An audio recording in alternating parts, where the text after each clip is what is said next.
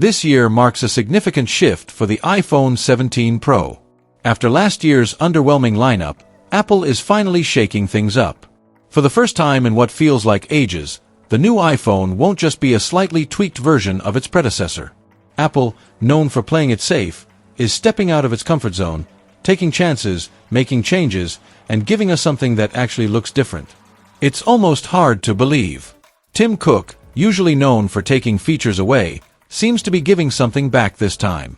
The biggest and most noticeable change? The design. Because let's be honest, that's what most people care about. The moment you pull the phone out of the box, the first thing you see isn't the chip, the battery, or any of the tech inside. It's how it looks. And according to leaks and renders, the iPhone 17 Pro is expected to introduce a major visual redesign. You may have already seen images floating around, a sleek, futuristic device with a horizontal camera bar stretching across the back and a striking two-tone finish. Sounds pretty cool, right? Well, hold on to that thought. It's not that simple. Let's talk about that camera bar. At first glance, it looks like Apple is taking inspiration from Google's Pixel lineup, but there's a problem, something that most concept designers overlook. The layout of an iPhone's camera system isn't just about aesthetics, it's a product of necessity.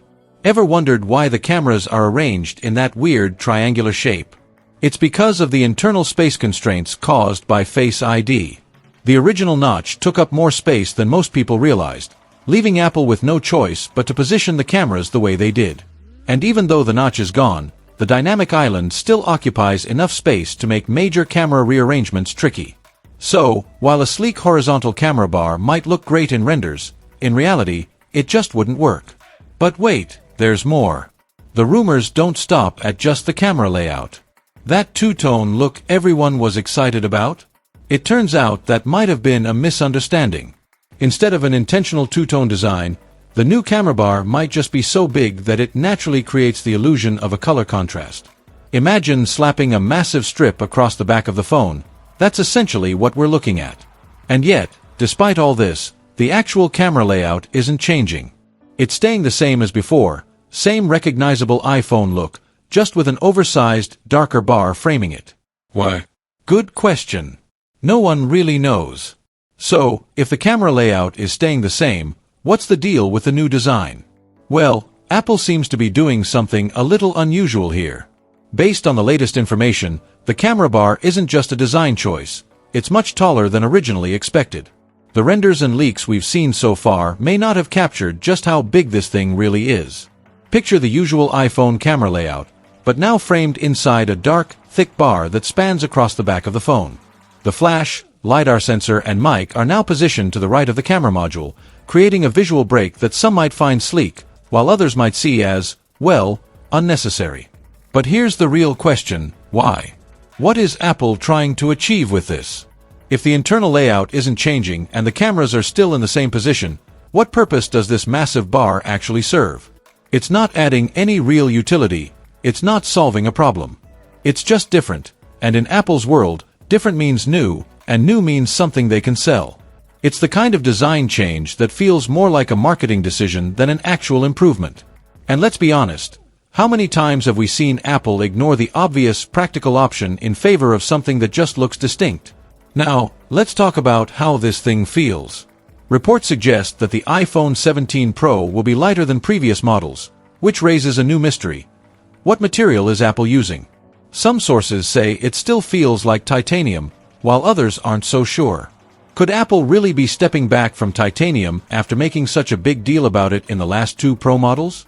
It wouldn't be the first time they've hyped up a material, only to quietly move on from it a couple of years later.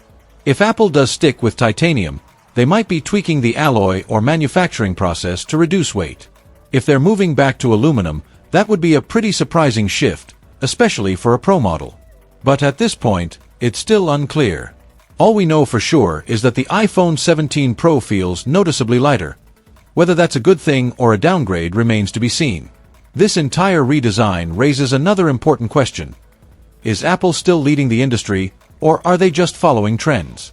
There was a time when Apple dictated the direction of smartphone design, but lately, it feels like they're taking more cues from competitors than ever before. This new iPhone design, with its horizontal camera bar and pixel-like aesthetic, Almost feels like a reaction to what other brands are doing rather than an original Apple innovation. And it's not just the hardware. Take Apple Intelligence, for example.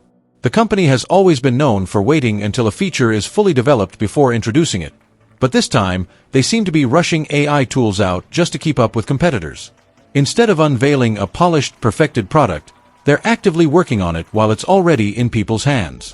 That's not typically how Apple operates.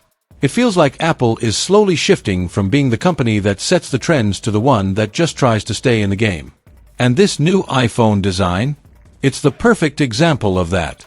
It's a change, sure, but is it a meaningful one? Or is it just something different for the sake of being different? At the end of the day, Apple will still sell millions of these phones. People will buy them, love them, and get used to them, because that's just how it works. But is this really the innovation we were waiting for? That's the real question.